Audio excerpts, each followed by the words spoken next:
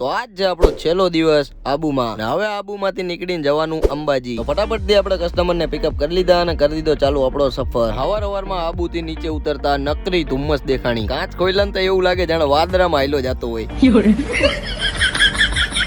ઝાડવાય ધુમ્મસ થી ઢકાઈ ગયા. ડાબી બાજુમાં જોઈને તો નકરા વાદળા હાલ્યા જતા હોય ને એવું જ દેખાય. સામેના ડુંગરે નો દેખાય. પછી આપણે આબુથી નીચે ઉતરી ગયા. સિરિયસલી યાર આબુને બહુ મિસ કરી છો. પછી આપણે આબુથી નીચે ઉતરીને ગેસનો ટાંકો ફૂલ કરાવી દીધો, કેમ કે ઉપર તો ખાલી થઈ ગયો હતો. ગેસ ફૂલ કરાવીને નીકળી ગયા આપણે આપણા રસ્તે. બોર્ડરે પહોંચ્યા ને તે ફૂલ ચેકિંગ હાલતું હતું, પણ આપણી ગાડી ચેક ન કરી. એમને ખબર હું ડાયો છોકરો એટલે.